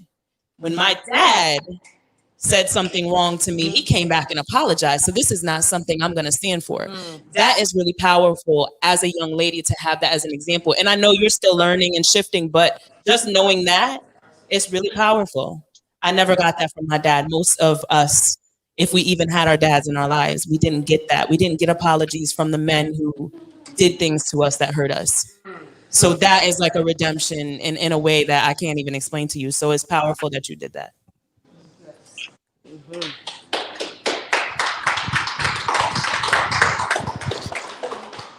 Definitely. Yes, you may. Yes, you may. I've been trying to get her on the mic. I was over. She did ask me, but I was like, no, because they're seeing everything I was going to say anyway, and we all experienced the same thing. But you know what? This is only my second time coming to the round table, and I'm glad I came because when I got home, I was like, I'm late. And I ain't driving up here. I said, forget it, I'll just stay in. But I'm glad I came because I find this very therapeutic. Like I said, it's only my second time coming. But I was in long-term relationships, and my last two children, their father just didn't work out. It was like the worst of the worst. And with that being said, no, I can't do it. I can't do it. With that being said, after the separation process, he would always call me the Disney mom. I'm just like, Disney mom? Why am I a Disney mom? And it's because I will apologize. The way we was raised was just like everybody else. Do as I say, not as I do. It wasn't no why, because it's basically because I said so. Point blank is simple. You couldn't even ask why. If you even look too hard, you get a slap. You know what I'm saying? And then not just by one, but by the whole entire family. You know, the aunts, the uncles, everybody. So with that being said, for you guys to talk about such things, like, I had a foundation of being raised, born and raised in church, and I had the last go around this whole thing that was going on when we was discussing the generational curses and stuff like that. But when you become church hurt, and when you go through certain things, you feel like, you know what? And it's kind of like a defiant spirit. So it's just like, I ain't going because I don't want to be, you just don't want to. So I'm kind of glad I made it tonight because you guys are going over all the things that I left off with. And it feels really, really good because it's just like, listen here, I'm not the Disney mom. And my parents still look at me, my mom still look at me like, listen, why are you explaining this to the kids? And it's because y'all didn't explain it to us. With all due respect. Y'all didn't explain it to us. It was just like, do what I say, not as I do. And I said this to that, and that's it. And the thing about it is, my children respect me. I have 3 boys. Ages, one's about to be 18. I have a soon to be 12 and a 13-year-old. So my thing is, I'm raising soon to be kings. Like they have to get this from somewhere, and I cannot. And I'm the type like I'm gonna own my stuff, and I'm not gonna overstep my boundary. I can't raise you to be a man. I'm not a man. I can try to teach you what I think women expect from you. I can try to teach you to be the best man or male that you can be, but I cannot raise you to be a man. Like, I'm just not, some may agree, some may disagree, but I'm not going to take that from a man. That has to come from a man. So to have like good people in their life and things like that is very, very important. But back to what I was saying, I was called a Disney mom because if I did something wrong, my thing is I've been hurt. And what she just said was just so right. Coming from your father, I'm 37. And my father recently, my biological father just recently told me, like, in front of everybody, because we were sworn that you do something in public, you apologize in public. Don't try to pull me to the side and say, I'm sorry now. He actually apologized, like, I'm sorry I was not there for you and this and that. And once that happened, even though I was just like, oh, I'm good. You promised me those sunglasses when I was 13, but you gave it to the other kid, but I'm good. But I was still thinking, I'm like, but I'm still good. And I think we're raised to be able to say, no matter what, sin will always be good, no matter what. And because we do that, it's just like, you know what? We kind of like pounding this ourselves. Like, even when you're not good, you're going to stay good. And you're going to make yourself good to the best of your ability. You know what I'm saying? So with that being said, I'm losing my thought because I'm all over the place. Excuse me. But with that being said, I was saying things like before I was like really, really bad. Get your A to F upstairs. I'm not gonna. I would go off, and my mouth is nasty. And I had to think about it like, hold up. It's something to hear somebody else say like, get the F up. And I was just like, that's how you talk. And I had a self check center like, yo, wait a minute, you used to do the same thing. Wait, that's how you sound. And it's just like you got to self check yourself. And then I had to realize you want to talk about other people hurting and abusing your children, but you are doing it yourself. You know what I'm saying? You are demolishing their self-esteem and everything about them. So my thing is, it was family meeting time. Come on, we got to talk about this. And the kids are like, what are we doing here? Even though it may be years later, we sitting down, we got a family meeting. And I had to go through each one of my children and let them know, I'm sorry. And I had to explain the depths of, like, from the pit of my soul, I'm sorry. I was hurting. So I didn't know how to express certain things and how to do certain things because, we watch people having children don't come with a manual. You know what I'm saying? It does not come with a manual. So you're trying to figure out what you got to do and what you got to say and how you got to go about things. But the thing about it is you only go about what you've seen and what you heard your dad gonna say.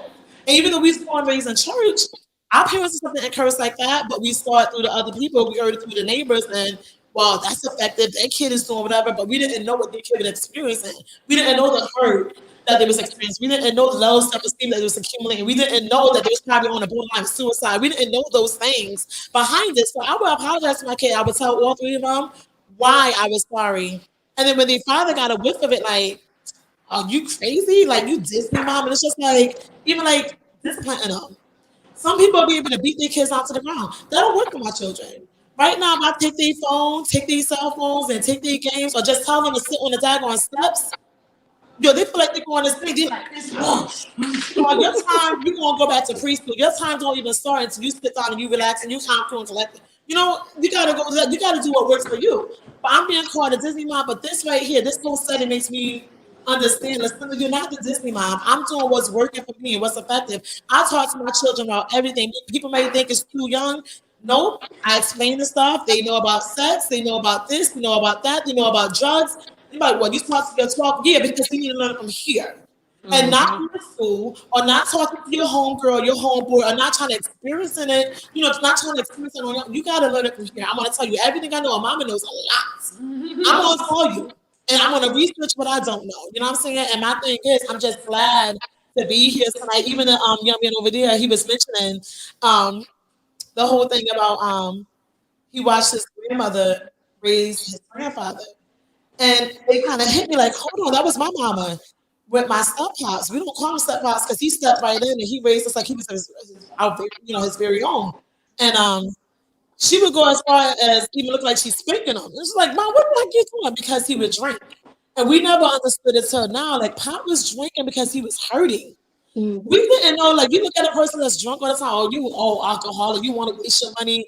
But Pop was hurting. And it's sad because we could have gave him more love and we loved him to pieces, but we could have gave him extra love. We could have gave him extra security. We could have gave him extra support, given him extra support if we would have known what we know now. And it's just like, I'm just overwhelmed with just this feeling of, I'm just glad I came. Even though I was just like, I ain't coming, I'm glad I came because it's just making me believe and making me understand that guess what, listen, you are doing the right thing. You are in a good place and just to continue doing what I'm doing and come to events and, things like this because it does take a village. And not only that, like, we're our own support system. Like sometimes you can't call up your family because they judge it. You know what I mean? They got a million more things to say about you, what you're doing. They don't always agree. You know what I'm saying? So you gotta go to what is gonna work for you. So I'm just appreciative to everything that's being said. There's a whole lot more, but I'm long run. She knows I'm long run. I ain't gonna take up the rest of the night. So here I go. But good stuff, you guys. Good stuff. Thank you. I appreciate you for coming out. Cause she called me like, you already there? Yeah, I'm already here, Cinda. But I'm glad you came out because that's the feedback we're getting. Where I feel like at any event, not just this event, that whoever shows up is the person that needs to be here.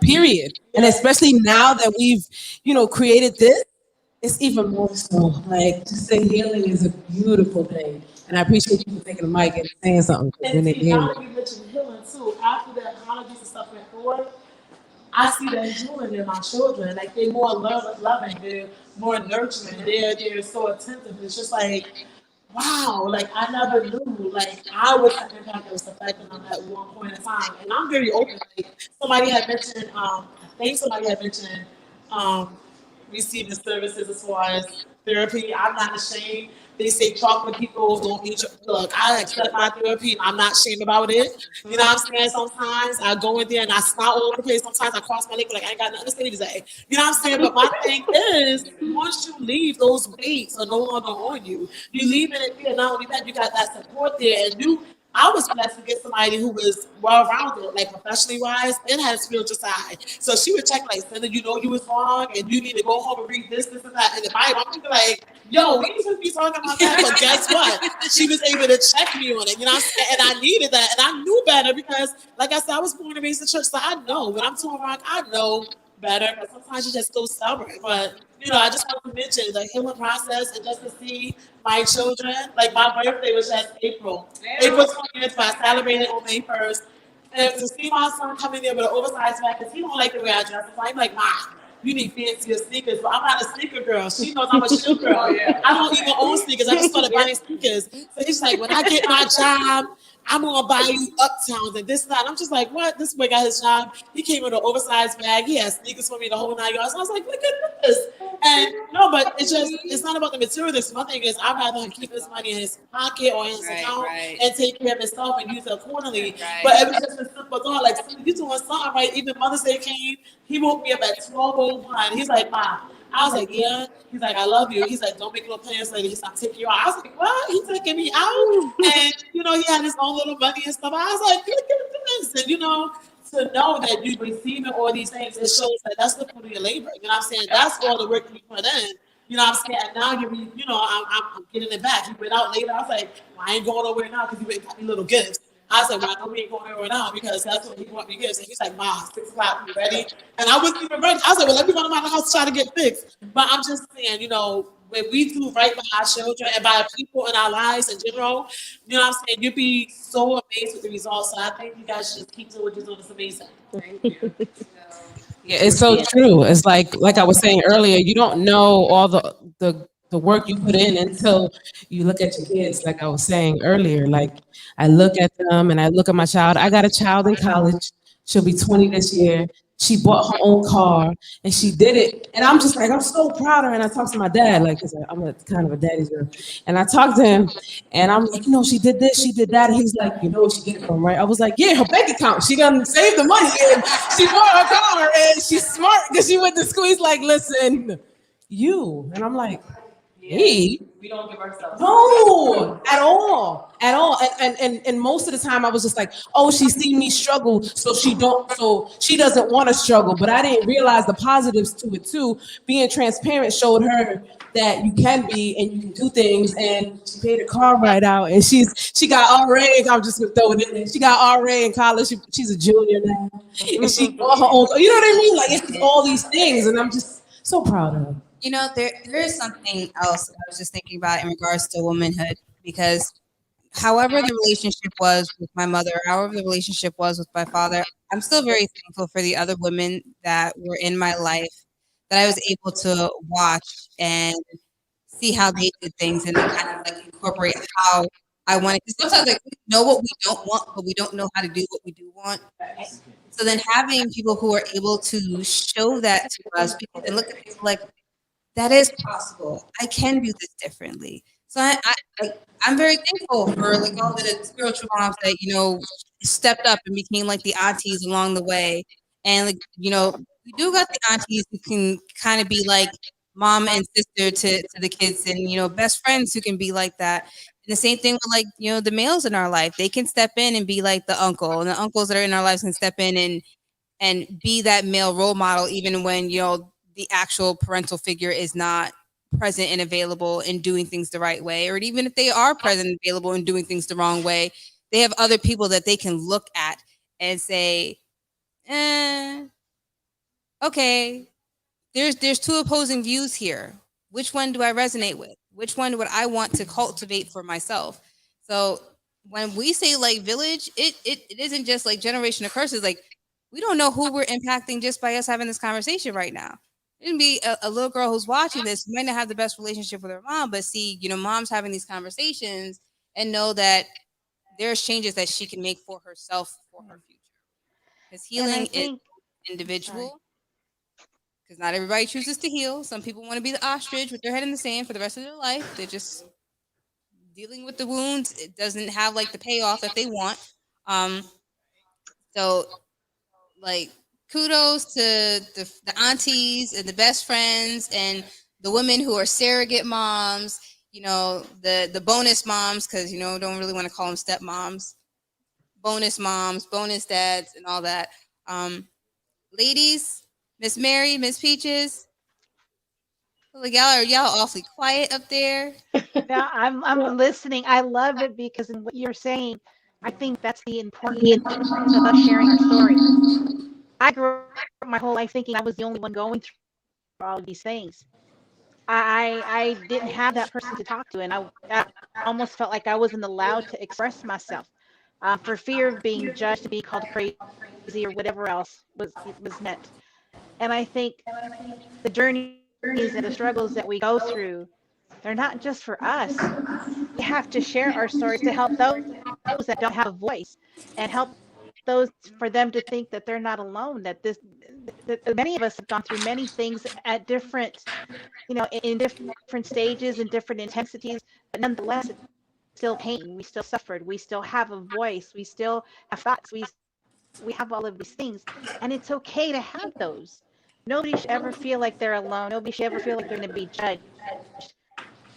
And it's unfortunate that in this society, everything has to be labeled under something, or you have to fit under an umbrella to be accepted. I don't like being categorized.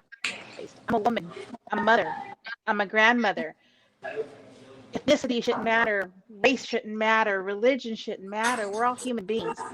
And I think, I continue to share my story in the hopes that it helps somebody else, in the hopes that they'll think, man, I'm not the only one going through this. Man, if she can pull through this, maybe I can too. Just to create that little mindset, that shift there to let you know it's okay to speak. Some people don't have that go-to person. And sometimes people who are not blood become closer to those people. Us, extensions of our voices using social media in the hopes that it can help somebody, and have them go to somebody that doesn't know anything about them and they're not going to be judgmental, that they're not going to have preconceived notions about somebody else. You know, if we help one another, be kind to one another, we'd go a lot further than the world is now. Everybody's divided and separated and just hate. It shouldn't be that way, but I guess that's my wish, my prayer that, nobody ever needs to feel alone. Nobody should ever feel alone. And everybody has to have somebody that they can go to, vent, talk, express. And sometimes we just have to learn to listen. We don't have to always give feedback, just listen. Sometimes that's all that's needed is an ear, not criticism, none of those things. Yeah, just my thought. And I'm grateful to be here today. I think that this is really, really good. I'm quiet because it is a little bit past my bedtime. um, but I think that it was a wonderful thing when the young man, I don't know him, he talked about apologizing to his daughter. And I know that my dad, we didn't have a really wonderful relationship growing up because he was addicted to drugs and alcohol for a lot of years, because he was running from his not, I don't want to say running from his truth, but he was dealing with a lot of emotional baggage, a lot of stuff. And he turned to drugs and alcohol in order to numb himself. When he got clean and sober, now all of a sudden, like, for the last, he's 25, I want to say 25. He's about 27 years clean now. And, I remember when he first got clean and he's talking to, and I'm thinking, I mean, all this whole time, I really, me and my father still, just recently, like, with both my parents, we just recently really had a heart to heart and meeting of the mind. So me and my dad, went through something. Even on my CD, with my first recorded CD, I wrote a poem about him called The Symbol. I can't remember the name, but he remembers it and he listens to it and he likes it. And I'm like, "You like that poem, Dad?" He's like, "Yeah." I said, "Did you listen to it?" He's like, "Yeah." And it talks about him not showing me anything and him not teaching me anything about the world, but showing me that men can be unfaithful, careless, abusive. My father has, three children outside of my mom. One of them before they got together, but two of them while they were together. You know, so that whole poem was about it's about that. But he said to me, he said, "I'm grateful you was just thinking about me and you wrote something about me." And a couple of days ago, he took me to a meeting that I had. And I just was so appreciative because I hate to ask anybody for anything. And I was so appreciative. I'm like, "Dad, thank you so much for bringing me." Thank you. He said, "You know what, Darlene?" He said, "I'm in the service of so many people. And it's a blessing to be able to do something for my daughter." Do y'all know what that did to me? Just for the fact that now we can have wonderful talks and we can communicate, and he has no problem apologizing to me for anything that he felt like he had done that was wrong. The only thing my father told me when I was coming up about men was, "Niggas ain't shit and don't give them no draws." Like that was the conversation that we had about relationships. So now to be in a position where we can have a conversation, and my father talks out of that good down south wisdom, and from being that he was in the streets and all that, he comes with another level of knowledge, and he's a brilliant man. That I'm grateful that I got an opportunity to see that, to experience it, for myself. And I'm grateful that I ended up saying yes, because I said I was going to say yes to more things, um, and participate on more things. But I'm glad I said yes to be here today. But I am going to be quiet, and my camera might be off because it's past my bedtime. But I am grateful that for the invitation, and I'm grateful to be here and listen to everybody, and I'm grateful for the vulnerability and the truthful, and people showing up as their authentic selves. It's a wonderful, beautiful thing. So thank you.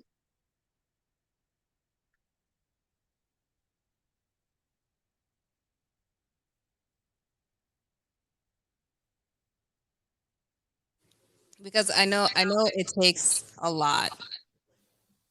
It takes a lot to really talk about the things, talk about your struggles. Emotional conversations requires more energy than anything else. Like I would rather go work out in the sun sometimes versus having the emotional conversations. I'm gonna tap out. I need to sleep. Y'all might not see me or hear from me for about a week because I need to recuperate. So I thank you all for being vulnerable and having these conversations with us. We are definitely coming to our 10 o'clock. I know we started late, but we still got to end on time. Um, I thank you, ladies, for rocking with us. Miss Mary, thank you very much. Thank you. Thank you Thank for you. sharing, for being vulnerable. Like I'm just gonna acknowledge all of your wins. Okay, as a woman, as a mother, you are beautiful. You are worth it, and you continue, on doing what you're doing. Thank Miss you. Peaches, I could give you a hug. You got one coming when What's I up, see Sherry? Tyler got hers today. um, but I remember like the first time I got to meet you, and it's like that Yes. kindred spirit. So I know you've gone through a lot, and I've watched you overcome all of that because you're still here. And I honor you as the woman that you are and the mother that you are. And keep being beautiful. Thank you. You are also worth it. Mm-mm. I got T'Challa. I got D True Poetry. I got Jasmine, the acid spitting outlaw. She's never gonna outlive that lane. Like, thank you all for being here. You women are wonderful, and I am honored to be in your presence to have these conversations with you guys. Because moments where I'm just like, I'm a crappy mom. I'm not getting out of bed today. Knowing that I have women like you in my arsenal gives me extra strength to get up and keep going. Um, Thank you. we're gonna give a round of applause to all of our audience participation. We give a round of applause to Latin Escape. Thank you for letting us host our event here. Because you guys are good. The food is good. The service is good. It's clean. I love y'all. Shout out to Dome Enterprises. You know, Drone Works.